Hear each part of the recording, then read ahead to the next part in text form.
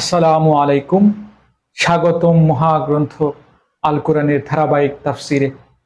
আজকে ইনশাল্লাহ আমরা পবিত্র কোরআনের সূরা মায়দার ৩২ নম্বর আয়াত নিয়ে আলোচনা করব।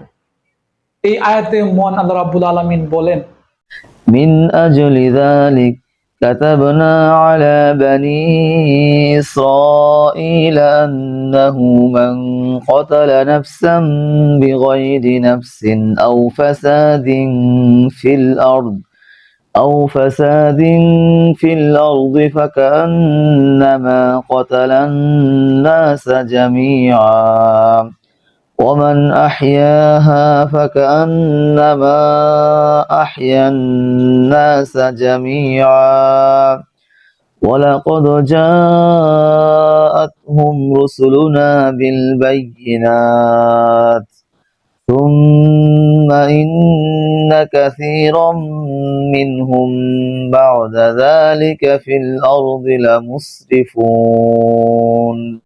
পূর্ববর্তীকালে এই ঘটনার কারণে আমি বনী ইসরায়েলের জন্য এই বিধান জারি করেছিলাম যে কোনো মানুষকে হত্যা করার কিংবা পৃথিবীতে ধ্বংসাত্মক কাজ করার শাস্তি বিধান ছাড়া অন্য কোনো কারণে কেউ যদি কাউকে হত্যা করে সে যেন গোটা মানব জাতিকে হত্যা করলো। আবার এমনি ভাবে যদি কেউ একজনের প্রাণ রক্ষা করে তবে সে যেন গোটা মানব জাতিকে বাঁচিয়ে দিল। এদের কাছে আমার রাসূলরা সুস্পষ্ট নিদর্শন নিয়ে এসেছিল, তারপরও এদের অধিকাংশ লোক এ জমিনের বুকে সীমা লঙ্ঘনকারী হিসেবেই থেকে গেল। আলহামদুলিল্লাহ, চমৎকার একটি আয়াত। এই আয়াতটি শুধু একটি আয়াতই নয়, এই আয়াতটি যেন মানবতার বিবেক, যেখানে আল্লাহ রাব্বুল আলামিন বলেছেন, যে ব্যক্তি একজন নির্দোষ মানুষকে হত্যা করলো সে যেন গোটা মানব জাতিকে হত্যা করলো।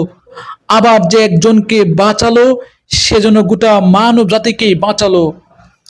বন্ধুরা, একটি প্রাণ মানে কেবল একটি জীবন নয়, সে একটি পরিবার, একটি ভবিষ্যৎ, একটি স্বপ্ন। তাকে হত্যা করা মানে সেই ভবিষ্যৎকে ধ্বংস করা, আর তাকে রক্ষা করা মানে পৃথিবীকে ভালোবাসা দেয়া।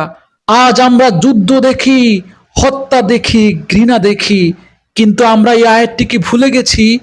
ইসলাম আমাদের শেখায় প্রাণ রক্ষা করা ইবাদত।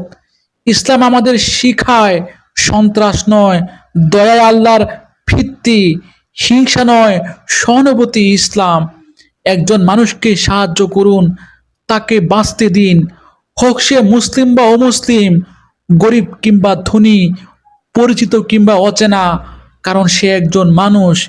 এই মানুষটি ভবিষ্যতে হয়ে উঠতে পারে একজন ডাক্তার, একজন ইঞ্জিনিয়ার, একজন বিজ্ঞানী, একজন মানবতার সেবক, একজন ওমর, একজন খালিদ বিন ওয়ালিদ।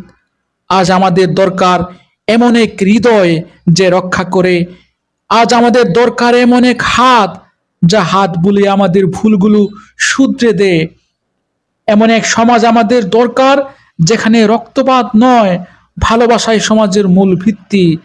সুতরাং আসুন আমরা বলি, আমরা হত্যা করব না, আমরা রক্ষা করব।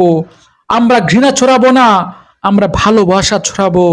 এটাই ইসলাম, এটাই মানবতা। আজকে দুনিয়ায় যখন যুদ্ধের নামে শিশু হত্যা হচ্ছে, ধর্মের নামে রক্তপাত হচ্ছে, স্বার্থের জন্য জীবনকে তুচ্ছ করা হচ্ছে, তখন এই আয়াতটি আমাদের স্মরণ করিয়ে দেয় যে মানুষ হত্যা কোনো আদর্শ নয়, এটি পুরো মানবতার বিরুদ্ধে অপরাধ।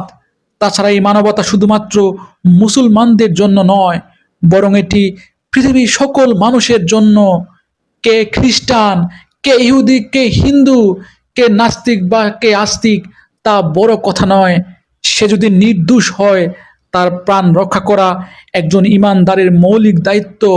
সুতরাং আসুন আমরা ঘৃণা নয়, ভালোবাসা ছড়াই, বিচারহীনতা নয়, ন্যায়ের পক্ষে দাঁড়াই। কারো জীবনের সংকট দেখতে পেলে তার ধর্মের প্রতি নজর না দিয়ে মানুষ হিসেবে তাকে মূল্যায়ন করে তার জীবন রক্ষার্থে সাহায্য করা নবীর সুন্নত, আল্লাহর সুন্নত। আল্লাহ রাব্বুল আলামিন আমাকে সহ আপনাদের সবাইকে আল্লাহ রাব্বুল আলামিনের সেই সুন্নতটি পালন করার, সকল মানুষের প্রাণ রক্ষার্থে নিজেদেরকে উৎসর্গ করার তৌফিক দান করুন। এই প্রত্যাশা এখানে শেষ করছি। ধন্যবাদ।